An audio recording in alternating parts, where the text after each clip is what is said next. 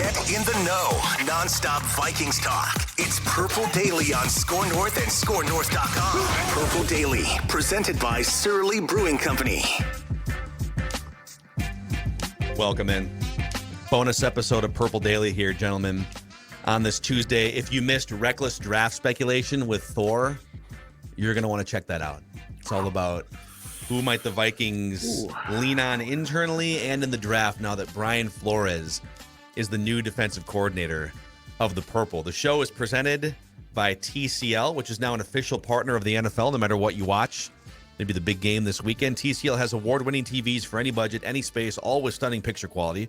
And TCL brings more than just TVs to your life. They offer mobile products, audio devices, home appliances. TCL brings you joy and simplicity through innovative technology. And a shout out to our friends over at Surly Brewing Company, the official craft beer of Purple Daily. Better get off the tracks when the train's coming through. The train's coming right through my house. Train's coming right through my house. Driven by Quasi and KOC, celebrating the hiring of Brian Flores. It's a locomotive of pressure and confusion at the line of scrimmage, which didn't exist under Ed Donatel last year. It's a 7-man front, and it's coming right through SLP.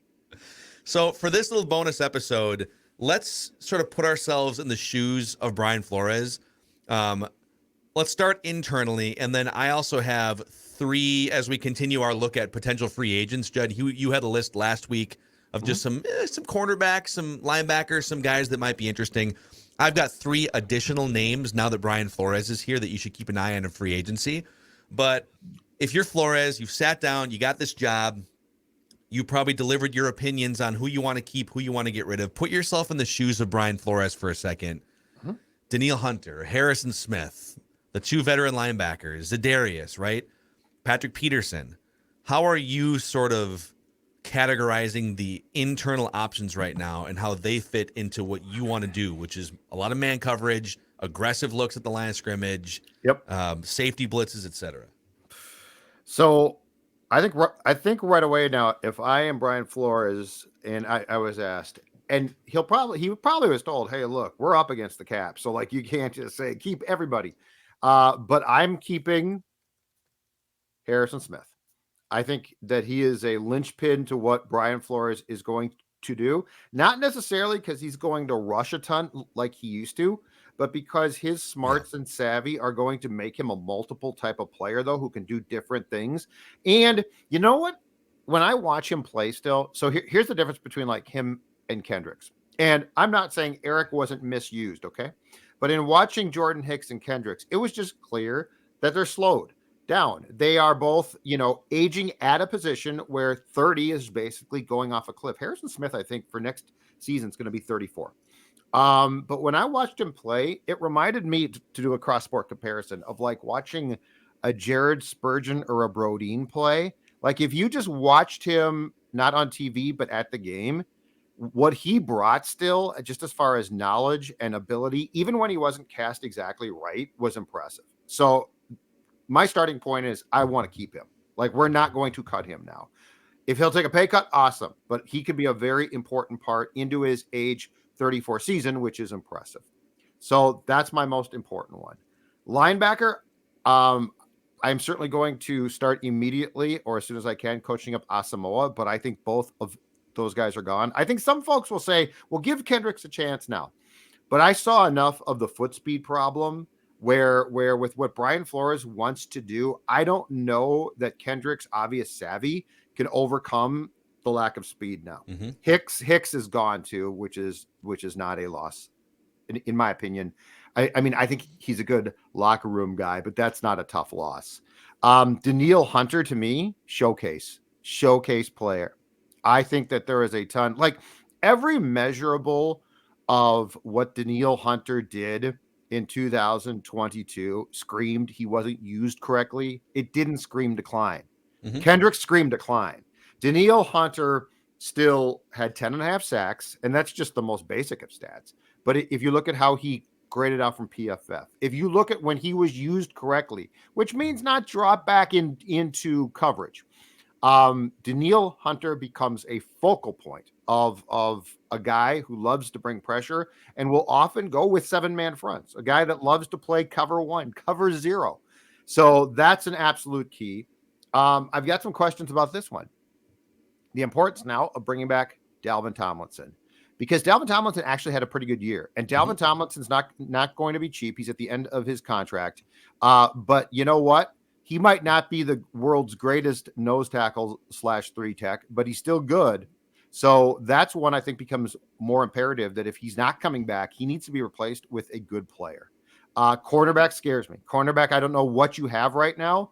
Patrick Peterson, in my opinion, is not coming back. Patrick Peterson loved this system and had a really good year playing a ton of zone. But Brian Flores likes to play man, which, God bless him, is way more fun to watch. But it also puts guys like Peterson on an island and makes them susceptible. And at his age, I'm not going to take that chance.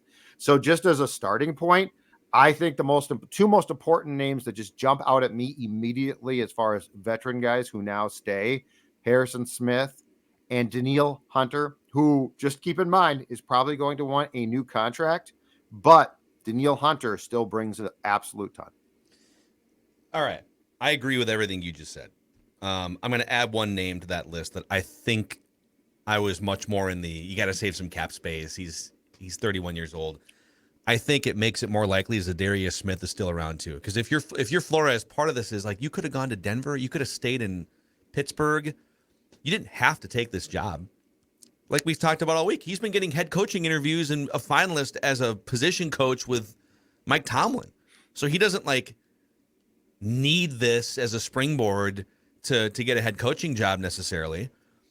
I'm guessing there were some certain promises made with personnel that, yeah, you can get rid of the aging linebackers, but for me to implement this aggressive system, I think Harrison Smith is still definitely in the mix with some gas left in the tank. Danielle Hunter, I think you just said. Zadarius Smith, and I'm guilty of this too. We kind of looked at the second half of the season and said, ooh, boy, he only had he had one sack in the last 7 games. His pressures dropped off. I think the knee contusion he suffered in that Buffalo game, I think that basically derailed his season. Now he's still, because he's tough, right? He went out there and he knows that he knows the perception. He missed a bunch of time with a back injury. So any other season, he probably would have skipped a month's worth of games to just rehab that knee, right? But he said, I've got limited time left on this football earth. I'm going to get out there. And so if you look at the first 9 games of the season, a healthy Zadarius Smith led the NFL in pressures. Led the NFL in pressures through the first 9 games. He averaged 6 pressures a game. He had games of 11 pressures against Miami, 9 on the road against Washington, 9 on the road against Buffalo, and then the knee contusion. And then from that point forward, he averaged half of the pressures per game, 6 per game down to 3 per game. And so again, do you have to do something with that cap hit? Because it's going to be pretty big. He's 31 years old, so it's not like he has 2 or 3 years left of high-level play. But if I'm Flores, I say, if I have to live with young and experienced cornerbacks and a question mark at linebacker and pray for Lewis Seen's leg to heal properly, please at least give me 2 edge rushers that know what they're doing and Harrison Smith that knows what he's doing. So that, to me, I think those are going to be the pillars that they move forward with, and everything else is fair game. Yeah, I think the Zadarius thing becomes really interesting just because he was a completely different player post the knee injury. Obviously, he was one of the best pressure rate guys in the first half of the season. The cap hit it's still doable. It's not a complete overpay. I think he's still outside of the top 15, top 20 defensive ends in terms of cap hit for next season. But at the same time, the cap savings there could be very intriguing, and maybe there is a simple rework of that contract too to lower it again for 2023 and beyond. But I think it's now more likely that he's someone that stays. I would have had him cut. I would have put the money line that he's cut more often than not pre Brian Flores being hired. Now that he's back, or now that Brian Flores is here, I think Zadarius Smith indeed is back for 2023. Also, one thing to consider too is I don't think they would cut Zadarius because he's still very good. So if you thought you could get if they traded a 2nd round pick for Unique Ngakoue, this version of Zadarius is better than that version of Ngakoue. So you could get a 2nd round pick probably if you decided that cap hit was unworkable, Judd. The cap has to come down though. It's 15.5, up from 3.2. So I got to bring that down. Also, the other thing to keep in mind about what Flores is going to bring, and unlike Donatel, I'm going to go out on a limb and say I think Brian Flores is going to deliver what's promised here. The other thing about this, and Phil, you said I think that you watched a couple hours of Brian Flores film last night, and I was grinding film this morning. And we both saw this. Look at the multiplicity of the pressure and where it comes from too. Multiplicity of pressure. Football. So it's not just all from the traditional edge rushers. It comes from the inside. It's all schemed up on basically what he's going to need, and this might take some time too, but what he is going to need and implore from his players is, at times he loves to run a seven-man front, okay? And he might drop one. That has to be aware of where the halfback is if he leaks out. But if the halfback stays in the block, he might rush seven. And so, you can't think of this as the traditional guys who are going to bring pressure. They remain important, but it's also, can you get pressure from the inside? Can if Dalvin Tomlinson comes back? And this is where I've got some questions, because Dalvin can bring some pressure, but he's certainly not what I would consider fleet of foot.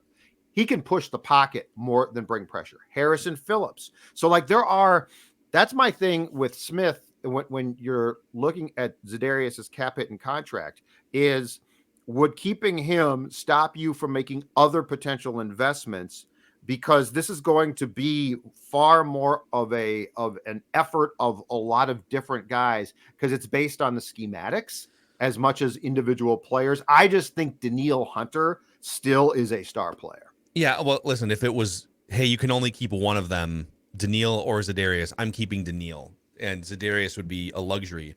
But the other thing to consider here too is you only have 4 draft picks. They might get a 5th for a comp pick, but they will. So they're going to have 5 draft picks, but Conklin, yeah.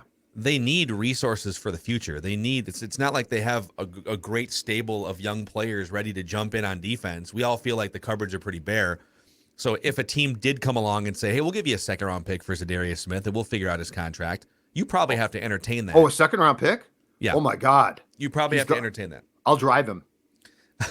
Yeah, okay. No. If I could get a 2nd or 3rd round pick, it's a done deal. And then you go grab an edge rusher in the 2nd round, because this is a really deep edge rusher draft. So you could find someone, and maybe Patrick Jones get some more playing time. Way to go, Maya. You're right. Runs out there. She's exactly right. She's got foot speed. She can play corner. Yep.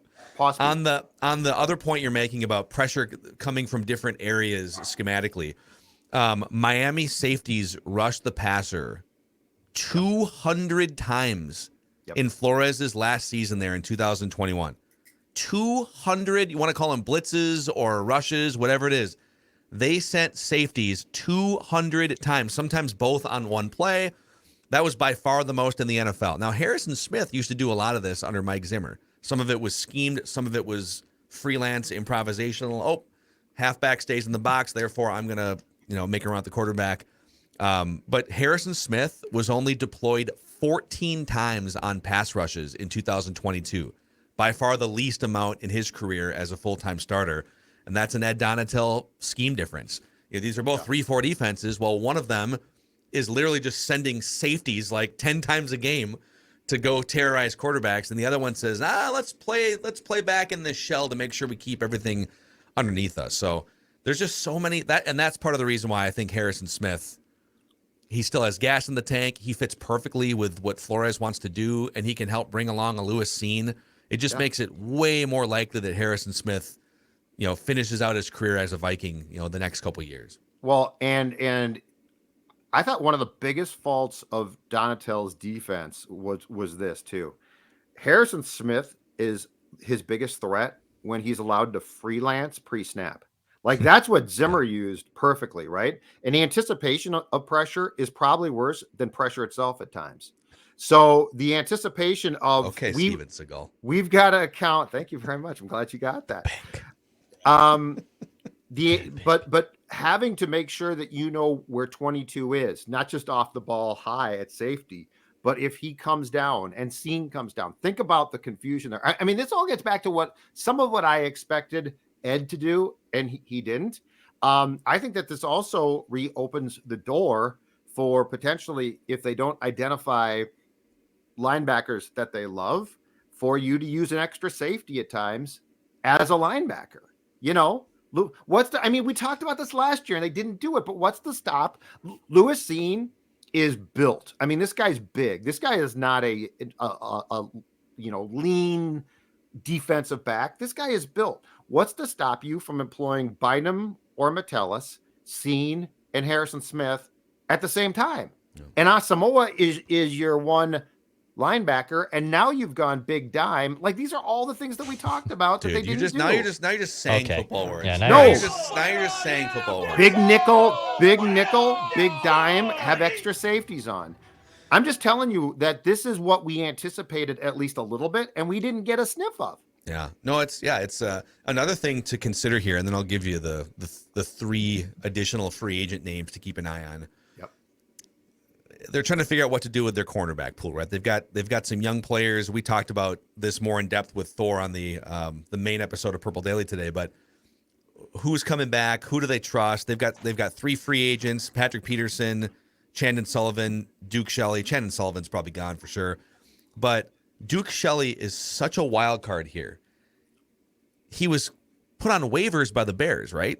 Like, he wasn't a yeah, I think you're right. Or he was a practice squad guy. But yes, they either way, like, said, we don't care. Not a highly touted player. He's like 26 years old. He's undersized. He's under 6 feet tall, and he was a slot cornerback with the Bears because of that. Sometimes it's tough to play on the outside, over the long haul when you're under 6 feet tall. Yes. He was their best cover corner in man coverage last year. The Vikings ran a lot less man coverage than what Flores is going to run. Duke Shelley only had 66 snaps in man coverage, but he was excellent. 14 targets in 66 snaps, only 5 catches for 40 yards. Do you trust him to continue playing that way, the way that we saw the last month and a half or 2 months?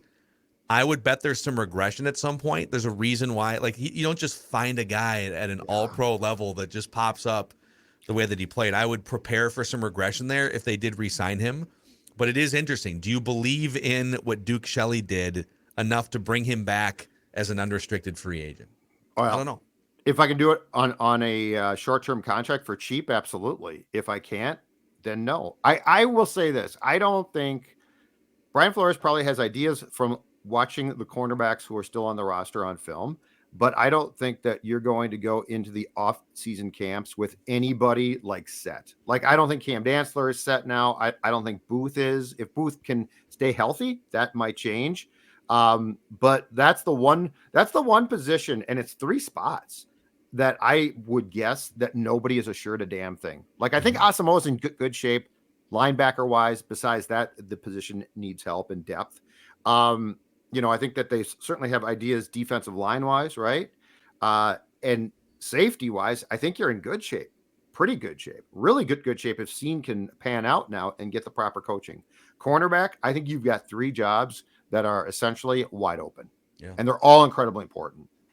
I got some free agent speculation for you guys here. Presented by our friends over at Livia, helping Purple Daily listeners and viewers lose a lot of weight over the past year and a half. Speaking of foot speed, speaking of a guy who went from being, look at the guy on the left. What is that? A defensive tackle, a 3 technique? He's still really slow, but he's skinnier for sure. A nose guard. Well, the guy on the right, he's a cornerback. He's running with the receivers. He's shutting them down. He's jumping routes. And do you know why? Because that guy lost 40 pounds. And here's the best part. You can keep the weight off. This is the key. It's not a diet. It's Livia Weight Control Centers. And they are going to help you lose the weight and keep it off. And we have gotten pictures and notes from a ton of people who are in the PD family who absolutely have had success. And now as springtime comes around, I want you to be the latest to have success. The Judd offer, 50% off the program. That's right, 50% off the program if you call them or contact them online and say, I want the Judd from Score North deal, 855-GO-LIVIA, livia.com, livea.com. If you want to move from nose guard to cornerback, you can do the same, livia.com. All right, boys. 3 names to add to our pile here. Judd, you got us started with just some free agents. They're probably not going to be shopping at the top of the list. Them. Yeah. Yeah, but they're probably not going to be landing anyone that makes like $20 million a year. But I've got a cornerback and a couple linebackers for you to keep an eye on here now that Brian Flores is in the house. Let's start with cornerback Rock Ya-Sin from the Las Vegas Raiders. 26 years old. He was a second-round pick out of Temple. He is currently 40th on PFF's free agency big board. Projected contract 3 years, $27 million. And here's the write-up. Over the past 2 seasons, Rock Ya-Sin's 74.4 coverage grade when lined up out wide ranks 27th, which is above average and very good. And his 70.9 coverage grade in press coverage ranks 23rd. So a guy that can hold his own in coverage, out wide, and in press. And a guy that is 26 years old but isn't one of the top cornerbacks in terms of like value and price. This would fit in, and this is the thing I'm going back and forth on. There are cornerbacks they could draft in the first round, but they also have 3 young guys that they like, 2 that they drafted last year. Yes. Could they look to say, all right, let's get a sure thing here. A 26-year-old free agent. Let's go spend $10 million a year on a 26-year-old free agent. Doesn't have to be Patrick Peterson in his prime, but just a good, solid outside cornerback. And then let the young guys, so we know what one of them is going to be. And now we let the young guys and maybe Duke Shelley on a discounted contract fight it out for the other 2 starting jobs and depth. And Flores just coached him, so it's perfect, potentially. Yes. So like that works. Interesting. So I think. Oh wait, no, I said he played with the Raiders. Oh, I'm sorry. I thought you had said Pittsburgh. I'm sorry, my bad. But you know what intrigues me here is what I like about this is, okay, if you do that, you've answered at least one of 3 questions, because with Sullivan gone too, you're going to need another outside starter, and you're not sure, and a nickel as well. So I really like the idea of not breaking the bank, but reallocating some of the cap room that you clear up for this spot. Mm-hmm. Like it scares me to get to the first day of training camp and basically have all projects. I agree. Aside from Dantzler. And I mean, Duke Shelley, we don't know yet, to your point. So it scares me to get to the first day of camp and have 3 spots that are incredibly important to this defense be wild cards. Yeah. All right. Number 2 here. Edge/outside linebacker Kyle Van Noy was with the Chargers last year.